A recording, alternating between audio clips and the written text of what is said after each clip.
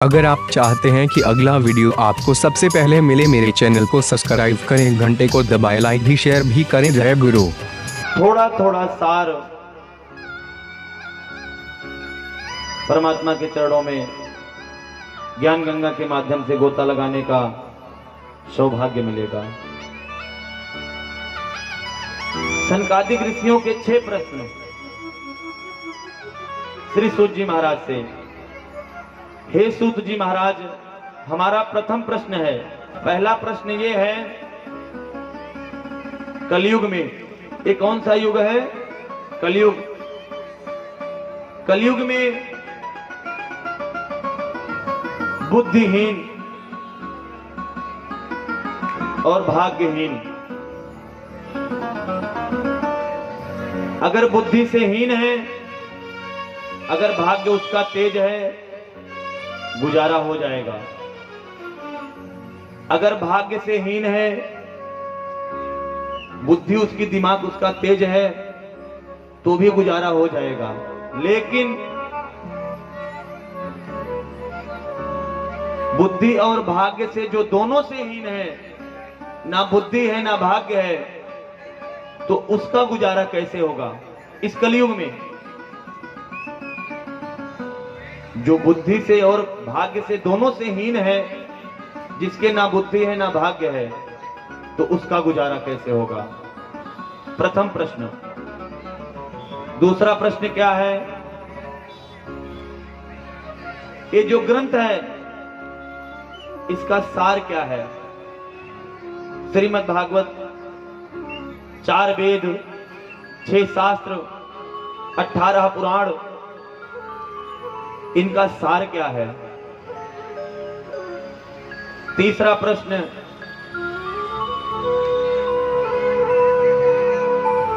कि परमात्मा बार बार जन्म क्यों लेते हैं? भगवान तो अंतर्यामी है, उनको बार बार जन्म क्यों लेना पड़ता है?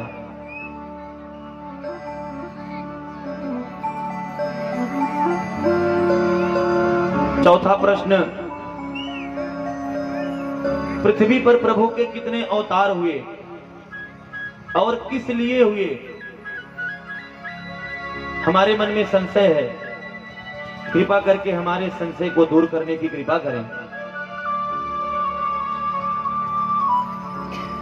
पांचवा प्रश्न, जब प्रभु जी जन्म लेते हैं तो क्या करते हैं वो? उनकी लीलाएं क्या होती हैं? उनका चरित्र क्या होता है? कृपा करके विस्तार पूर्वक बताएं। और छठवां प्रश्न क्या है? छठा प्रश्न। छठा प्रश्न सूत जी महाराज से सौनकादिक ऋषि करते हैं, जब धर्म की स्थापना करने के लिए परमात्मा जन्म लेते हैं, तो परमात्मा के चले जाने के बाद धर्म किसकी शरण में जाता है? फिर धर्म का रक्षक कौन बनता है? कृपा करके जो मेरे मन में संशय है, इसको दूर करने की कृपा करें। अज्ञानी हैं हम। श्री सूत जी महाराज कहते हैं, हे सौनकादिक ऋषि, आप लोगों ने इतना सुंदर प्रश्न किया है, इतना ही सुंदर प्रश्न किया है कि सिर्फ आपका नहीं, सारे जगत का कल्याण होगा, सारे जगत का कल्याण होगा। सौनकादिक ऋषि प्रश्न करते हैं सूत जी महाराज से कथा सुनने के लिए, लेकिन उस कथा को किसको सुनने का सौभाग्य मिला? सारे संसार को। हम सबके लिए इस प्रकार के प्रश्न किए गए। बोलिए वृंदावन बिहारी लाल की। आगे बैठना है तो पहले आना होगा, पीछे बैठना है तो 10 बजे आना होगा।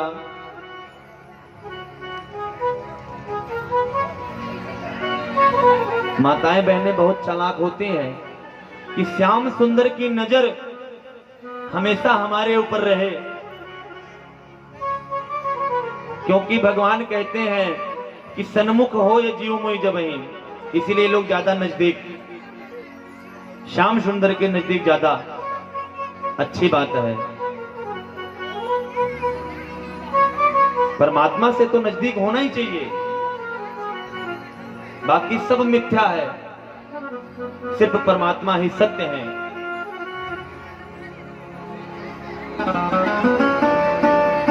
श्री सूत जी महाराज कहते हैं कि हे सौनकादिक ऋषि, आप लोगों ने सुंदर प्रश्न किया है, 6 प्रश्न जो किया है बहुत ही सुंदर, इससे सारे जगत का कल्याण होगा। श्री सूत जी महाराज कहते हैं, श्रीमद् भागवत कथा ज्ञान यज्ञ महोत्सव, कुछ लोग ज्ञान गंगा का नाम देते हैं। श्रीमद् भागवत कथा ज्ञान गंगा, गंगा का नाम इनको क्यों दिया गया पता है? गंगा जी 2 प्रकार की हैं, एक श्रीमद् भागवत ज्ञान गंगा और एक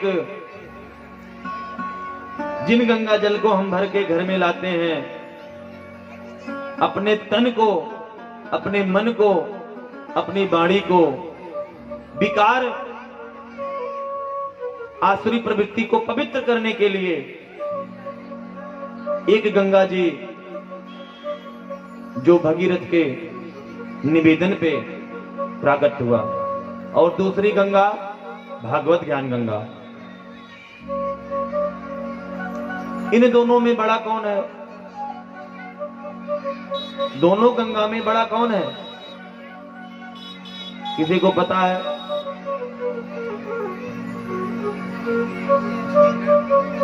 भगीरथ गंगा श्रीमद् भागवत ज्ञान गंगा में कौन बड़ा है? भागवत। क्यों पता है? जो भगीरथ गंगा है उनकी एक सीमा है बहने की, उनका एक स्थान है, लेकिन भागवत ज्ञान गंगा का कोई स्थान सारे संसार में इस गंगा को बहाया जा सकता है। आज ये ज्ञान गंगा लुधियाना में बह रही है, कल को हो सकता है हरियाणा में बहे, अगले हफ्ते हो सकता है दिल्ली में बहे, लेकिन जो भगीरथ गंगा है उनका स्थान फिक्स है। और दूसरी बात, भगीरथ गंगा का प्राकट्य कहां से हुआ? कहां से हुआ? भगवान के चरण से, अंगूठे से। सत्य घटना क्या है मैं बता रहा हूं। नारायण जी के पैर में, अंगूठे में चोट लगी, रक्त की धार बहने लगी। उस धार को ब्रह्मा जी ने अपने कमंडल में बंद कर लिया। जब भगीरथ जी प्रार्थना किए, निवेदन किए,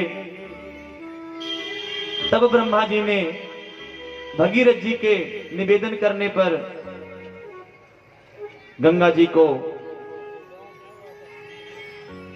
निवेदन किए कि माता जी अब आप इस कलश से बाहर आइए। तो गंगा जी कहती हैं कि मैं आऊं तो बाहर, लेकिन हमारा वेग इतना तेज है, हमारा बहाव इतना तेज है कि संभालेगा कौन मुझे। तब देवों के देव महादेव जी को याद किया गया। महादेव जी को याद करके प्रार्थना किया गया कि हे महादेव जी, गंगा जी के तेज धारा को आप ही संभाल सकते हो। तब गंगा जी ने अपनी सुंदर सी जटाओं में अपने मस्तक पर उनको धारण किया।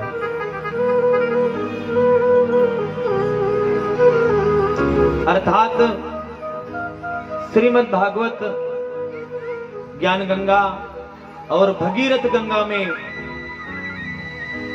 बड़ा कौन? श्रीमद् भागवत ज्ञान गंगा।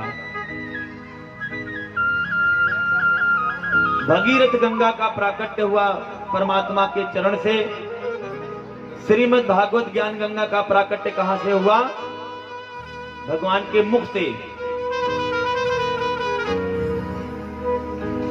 भगवान का मुख पवित्र है कि चरण? भगवान का मुख बड़ा है कि चरण?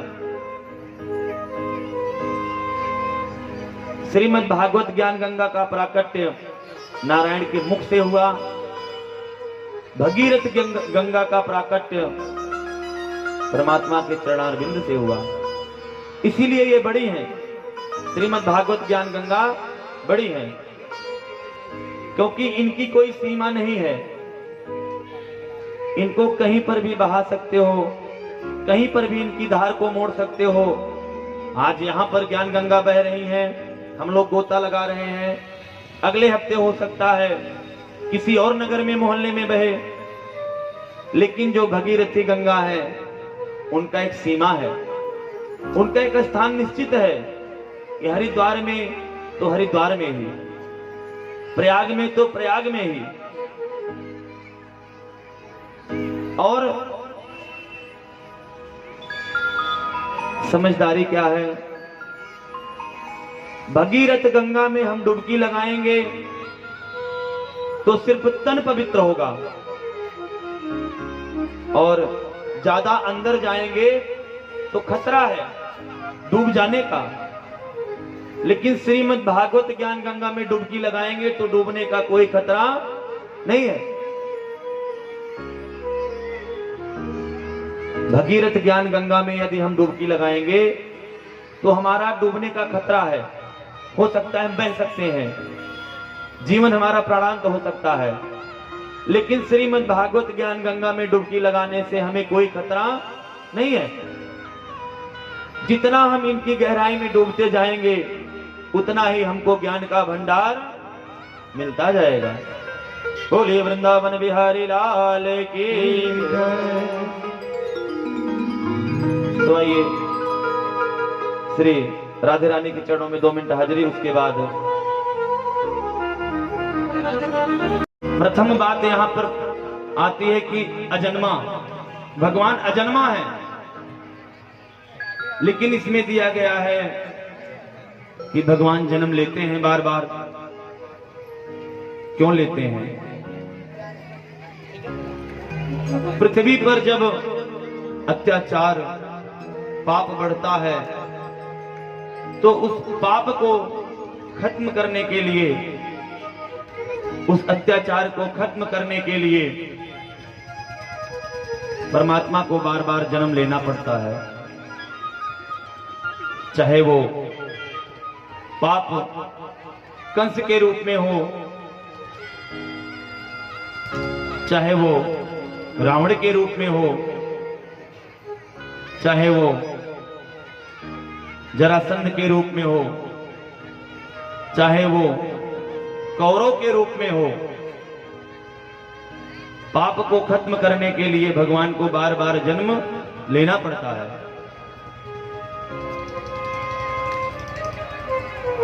और जितनी बार भगवान जन्म लेते हैं मनुष्य तन में,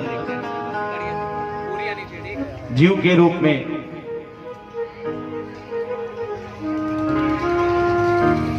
श्री सूत जी महाराज कहते हैं कि श्रीमद् भागवत कथा ज्ञान यज्ञ द्वैपायन महर्षि वेद व्यास जी कहां पर लिखे थे? ये जो ग्रंथ है 17 पुराणों की रचना कर दिए थे महर्षि वेदव्यास, उनके मन को संतुष्टि नहीं हुई। मन उनका इधर उधर भटकता रहा। 4 वेद लिख दिए, 5वां वेद महाभारत के रूप में भी उन्होंने लिख दिया, लेकिन उनको संतुष्टि नहीं मिली। ध्यान उनका भटकता रहा, कातर विरह में डूबते रहे वो। एक दिन महर्षि वेदव्यास जी को क्रोध आ गया। 17 पुराण, 6 शास्त्र, 4 वेद, महाभारत काव्य लिखने का क्या फायदा? इंसान को जब समझ नहीं है कि हमको जन्म किस लिए मिला है, ये मनुष्य का तन किस लिए मिला है, बड़े भाग्य मानुष तन पावा। ये जो मनुष्य का तन मिलता है बड़े भाग्य से, कई जन्मों का पुण्य उदय होता है, मनुष्य का तन मिलता है। और क्यों मिलता है? हम लोगों को मनुष्य का तन क्यों मिलता है? कभी हम लोगों ने जानने की कोशिश की? कभी नहीं। मनुष्य का तन हम सबको इसलिए मिलता है, 83,99,999 योनि के बाद मनुष्य की योनि में आना पड़ता है। क्यों? जो हमारी पीछे की योनियां हैं, उन योनियों में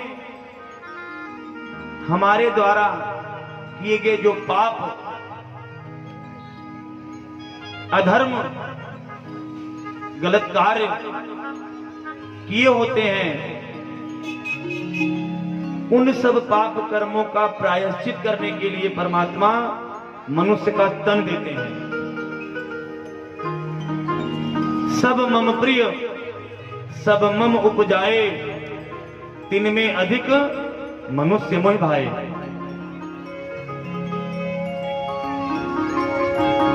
सब हमारे प्रिय हैं क्योंकि सबको मैंने उपजाया है, मैंने पैदा किया है, लेकिन उनमें मुझे अधिक प्रिय कौन है? मनुष्य। क्यों मनुष्य प्रिय है परमात्मा को? मनुष्य के पास देखने की शक्ति है, मनुष्य के पास सुनने की शक्ति है, मनुष्य के पास बोलने की शक्ति है, मनुष्य के पास चलने की शक्ति है, मनुष्य के पास करने की शक्ति है। परमात्मा ने 2 आंखें दी हैं। किस लिए?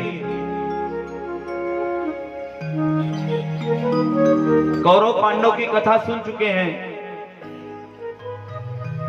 24 अवतार की कथा कई बार सुन चुके हैं, द्रौपदी की कथा कई बार सुन चुके हैं, आचार्य सुखदेव जी की कथा कई बार सुन चुके हैं। क्या कभी ये सुना कि भगवान ने हमें आंखें क्यों दी? बताया किसी ने? हमारा अधिकार है, ये हमारा ग्रंथ है, धर्म है, और जानने की पूरी कोशिश करनी चाहिए।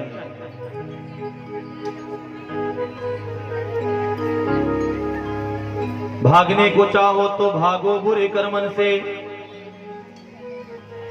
आवने को चाहो तो हरि शरण आओ रे। भागने को चाहो तो भागो बुरे कर्मन से, बुरे कर्मों से भाग जाओ, मत करो। अगर आपको कहीं आना है तो हरि के शरण में जाओ।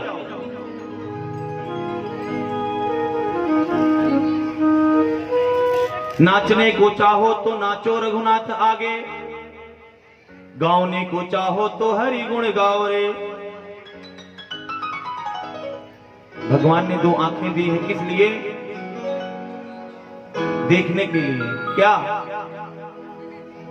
क्या देखने के लिए भगवान ने आंखें दी है पता है?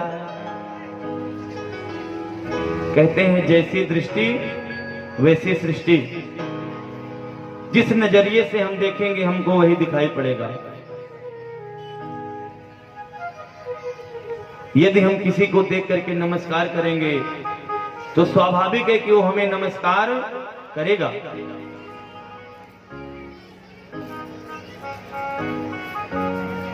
अगर देखना है आपको तो वैष्णो देवी जाते हैं, चिंतपूर्णी, नैना देवी, ज्वाला जी, वृंदावन, हरिद्वार, प्रयाग। क्या देखने जाते हैं? दर्शन करने। किसका? परमात्मा का। हम लोग दर्शन करते हैं, वहां जाते हैं तो दर्शन करते हैं।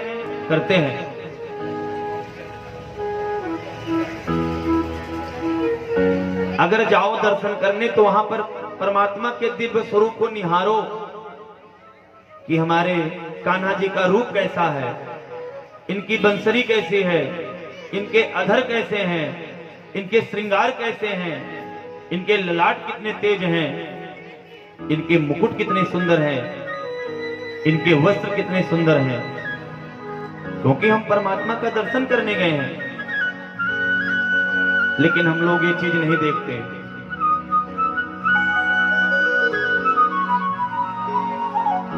दो कान दिए हैं परमात्मा, क्या सुनने के लिए? कीर्तन, भजन, सत्संग, प्रवचन, ये सब सुनना चाहिए। दो हाथ दिए हैं परमात्मा, किस लिए? भोजन करने के लिए, पैसे गिनने के लिए नहीं। परमात्मा दो हाथ दिए हैं, दान करो, यज्ञ करो, भूखे को भोजन कराओ, असहाय की सेवा करो, गंगा स्नान करो। ये होना चाहिए। परमात्मा ने सुंदर सा मुख और दिव्य वाणी दी हुई है, किस लिए?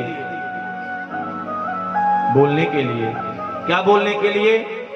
बोलिए वृंदावन बिहारी लाल की। भगवान के नाम का गुणगान करने के लिए, जयकार लगाने के लिए। ये मनुष्य का तन अब हमें दोबारा नहीं मिलने वाला है। क्यों? हमने बताया 83,99,999 योनि के बाद मनुष्य का तन मिलता है। 84 लाख योनि में हर योनि से भटकने के बाद मनुष्य का तन मिला। और हम लोगों ने इस मनुष्य तन को पा करके इसको पहचान नहीं सके। ये मनुष्य का तन हमें क्यों मिला?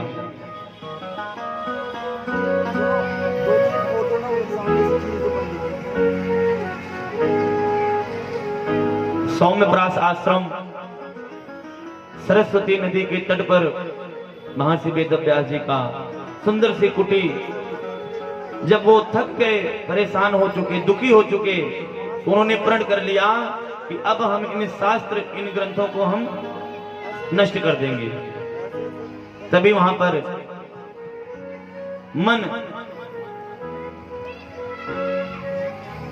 मन कौन है? भगवान के मन कौन है? नारद जी। नारद नारद का मतलब क्या होता है? अर्थ क्या है नारद का? कई लोग कई प्रकार के अर्थ बताते हैं। नारद, कुछ लोग कहते हैं नारद का मतलब कि जिनके कार्य को कोई रद्द ना कर सके, जिनके शब्द को कोई काट ना सके, रद्द ना कर सके। लेकिन ऐसा नहीं।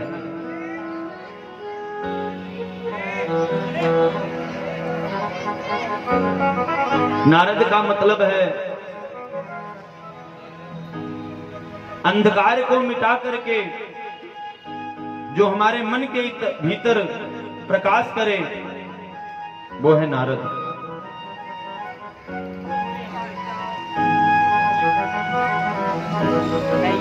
नारम इति ददाति,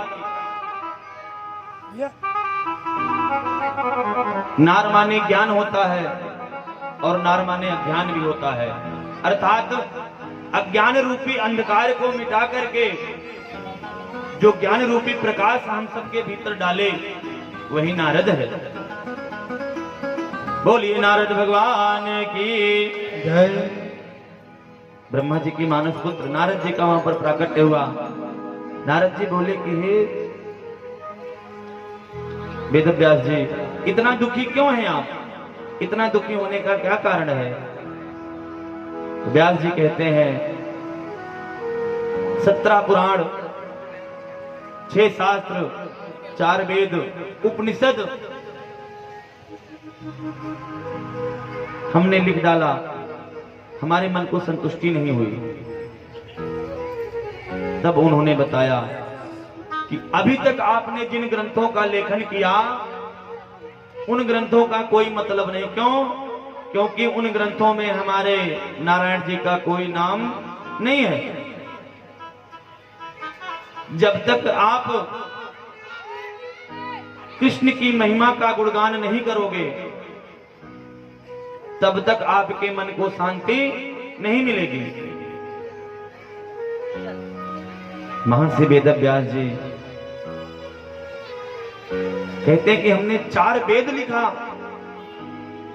6 शास्त्र, 17 पुराण, शांति नहीं मिली। एक नटखट माखन चोर की लीला को लिखने से हमारे मन को कैसे शांति मिलेगी? नारद जी बड़ा सुंदर शब्द कहते हैं, हे व्यास जी,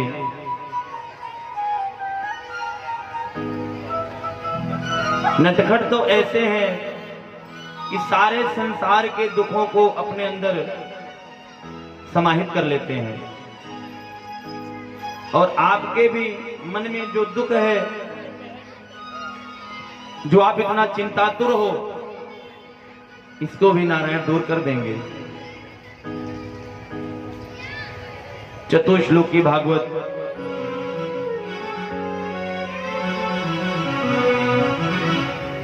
सबसे पहले श्रीमद् भागवत कथा नारायण जी, फिर ब्रह्मा जी को, फिर ब्रह्मा जी ने नारद जी को, फिर नारद जी ने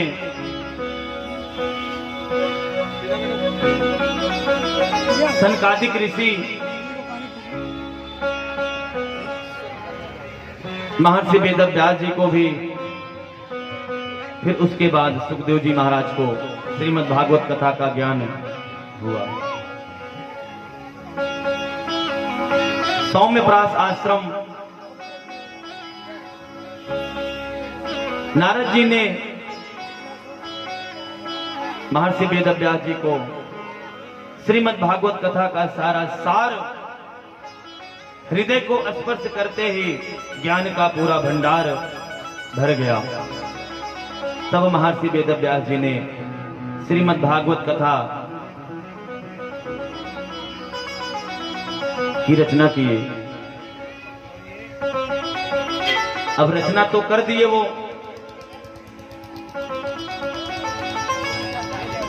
तो जनमानस में इस कथा को विस्तृत कैसे किया जाए? क्योंकि बुजुर्ग हो चुके थे वेदव्यास जी। तब उन्होंने परमपिता परमात्मा का ध्यान किया। हे परमात्मा, श्रीमद् भागवत महापुराण की हमने तो रचना कर दी, लेकिन इस कथा का विस्तार कैसे होगा? जन जन में इस ज्ञान गंगा में गोता लगाने का सौभाग्य कैसे प्राप्त होगा? और उन्होंने प्रण कर लिया कि श्रीमद् भागवत कथा यदि कोई उच्चारण करेगा पहले, तो वो हमारा पुत्र होगा। सबसे प्रथम इस कथा को यदि कोई उच्चारण करेगा,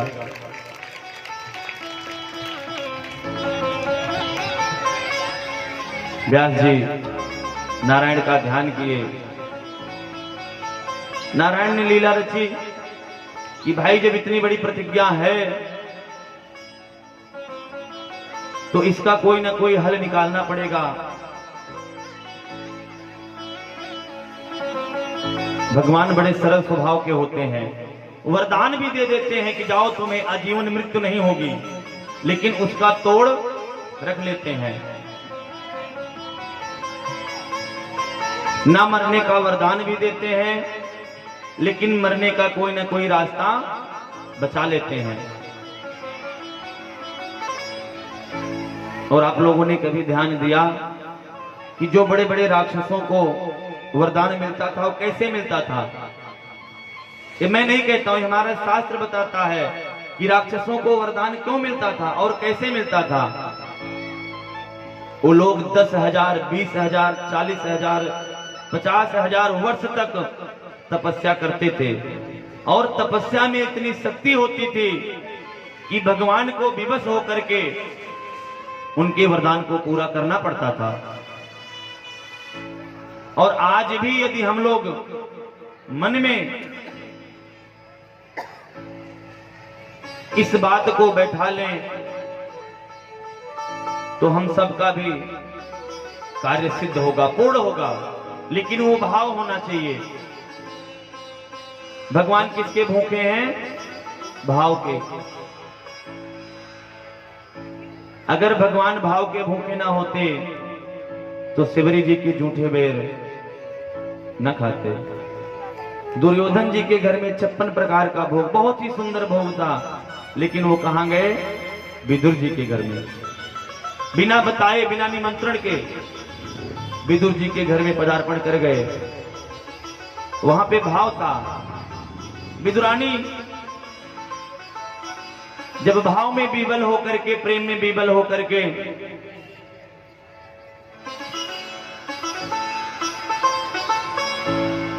कदली फल केले को ग्रहण कराने लगे, तो इतना प्रेम था उनके भाव में, अपने कन्हैया के लिए इतना प्रेम था कि उनको ये नहीं पता चल पाया कि मैं अपने कन्हैया को क्या खिला रही हूं।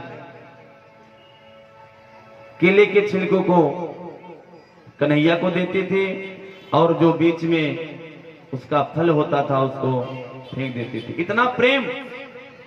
और कन्हैया भी इतने सरल स्वभाव के, वो प्रेम के आगे छिलके को ही ग्रहण कर गए। बोलिए बांके बिहारी लाल की जय। कहने का मतलब कि प्रेम, भगवान किसके भूखे हैं? प्रेम के। और हम लोग प्रेम नहीं करते, हम लोग क्या करते हैं? भगवान से प्रेम और प्यार हम लोग नहीं करते, क्या करते हैं? व्यापार। व्यापार करते हैं कि नहीं? लेकिन कोई हाथ नहीं खड़ा करेगा, क्योंकि सत्य, कलयुग में कोई सत्य मान के नहीं राजी है।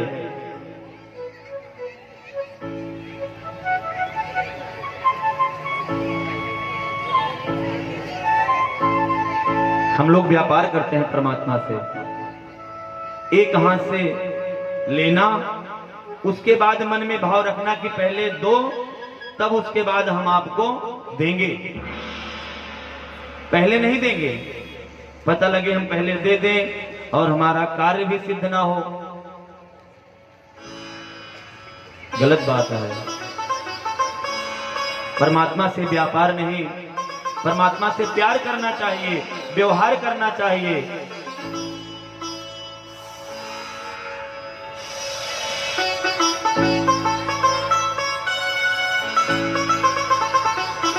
महर्षि वेदव्यास जी कथा को जब पूर्ण रूप से अभिमंत्रित करके, सिद्ध करके लिख दिए, संकल्प कर लिए कि इस कथा को सबसे पहले हमारी संतान पढ़ेगी, और संतान उनके कोई नहीं थी। तब भगवान के मन में आया कि इतनी बड़ी प्रतिज्ञा कैसे पूर्ण होगी। तब उन्होंने नारद जी भगवान के मन होते हैं कि जहां भी उनका सिमरन करते थे नारद जी वहीं पर तुरंत उपस्थित हो जाते थे। नारद जी को उन्होंने बताया कि नारद जी अब ऐसा कोई उपाय करो कि वेद व्यास जी के घर में संतान की प्राप्ति हो। अगर संतान नहीं होगी तो ये वेदों का सार, ये जो फल है, इसके स्वाद को कोई चख नहीं पाएगा कि कितना मीठा है। बहुत ही मीठा ये फल है। क्यों? क्योंकि इस फल पे किसका मुख लगा है? सुखदेव जी का। सुखदेव जी कौन? सुख माने तोता। तोता उसी फल में मुख लगाता है जो फल मीठा होता है, या मुख लगाने के बाद वो फल मीठा हो जाता हो, क्या पता। नारद जी कहां पर गए? मैया जी के पास, पार्वती जी के पास गए। पार्वती जी से मिले और पार्वती जी से उन्होंने प्रणाम किया। पार्वती जी को माता कहते हैं और पार्वती जी उनको गुरु जी कहते हैं। गुरु कौन? हम लोग गुरु धारण करते हैं, हमने भी गुरु धारण किया हुआ है और हम कर्मकांड तब से करने लगे हैं जब से गुरु धारण किया, नहीं तो हम पहले नहीं करते थे। अध्ययन जरूर किए थे लेकिन कर्मकांड हम तब से प्रारंभ किए जब से हमने गुरु ग्रहण किया। और हमारे कुल गुरु अयोध्या वशिष्ठ पीठाधीश्वर, जो वशिष्ठ जी महाराज जो राम जी के गुरु जी थे, उनके कुल के वशिष्ठ पीठाधीश्वर 3 कलश तिवारी मंदिर के परम पूज्य प्रातः स्मरणीय गुरुदेव जी महाराज।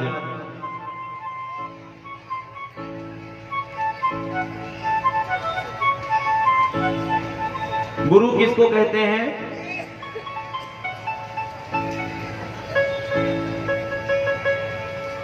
गु माने क्या होता है? 2 शब्द हैं, गु और रु। गुरु, गु माने अंधकार और रु माने प्रकाश। हम सबके भीतर के अंधकार को दूर करके जो प्रकाश प्रवेश कराए वही गुरु होता है। कहते हैं पानी पियो छान के और गुरु करो जान के।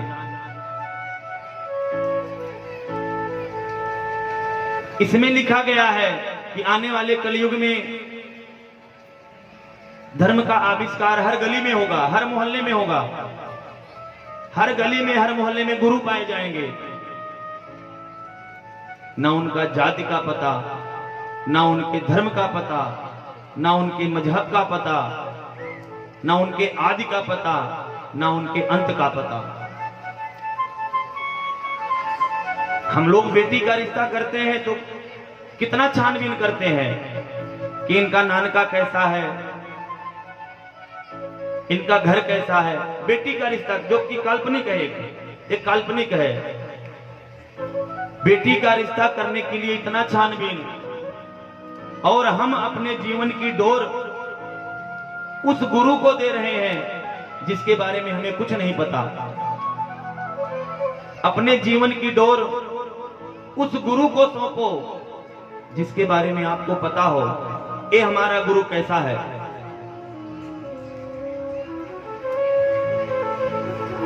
क्योंकि गुरु बिन भवनि तरह न कोई, गुरु के बिना किसी का उद्धार नहीं होता। गुरु धारण करना पड़ता है, अर्थात जो हमारे मन के अंधकार को दूर करके भीतर प्रकाशित करे उसी को गुरु कहते हैं।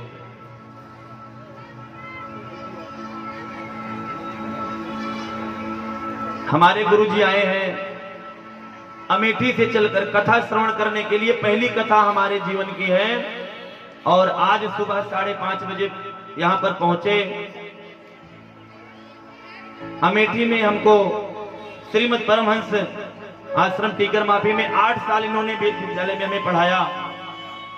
अपने बच्चे की तरह मुझे पाला पोसा और कथा श्रवण करने के लिए आए हैं, बैठे हैं। परम पूज्य प्रातः स्मरणीय श्री राकेश पत त्रिपाठी जी बैठे हैं, जो कि अमरनाथ त्रिपाठी जी के बड़े भाई साहब हैं। कथा सुनने के लिए कि हमारा बेटा कथा कर रहा है, हमारा शिष्य कथा कर रहा है और हम कथा को सुनने के लिए जाएंगे। उतनी दूर से ये हमारा सौभाग्य नहीं, परम सौभाग्य है कि पहली कथा और जिन्होंने हमको इस काबिल बनाया उनके सामने मुझे कथा करने का सौभाग्य मिला। अकेले नहीं आए हैं, जोड़े के साथ दोनों लोग। और इतना प्रेम, टिकट इनका था शनिवार को, सीट कंफर्म नहीं हुई तो कल ये, आजकल आप सबको पता ही है कि पैसा के तात मात, पैसा के बहन भ्रात,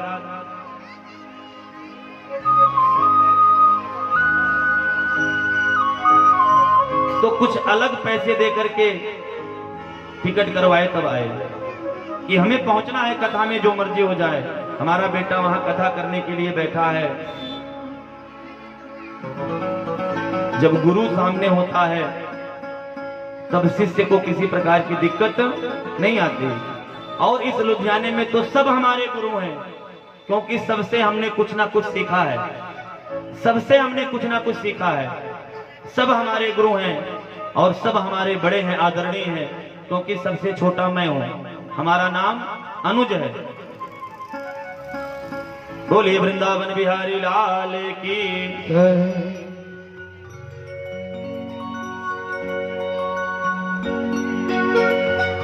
समय भी हो चुका है, क्योंकि वक्त और बात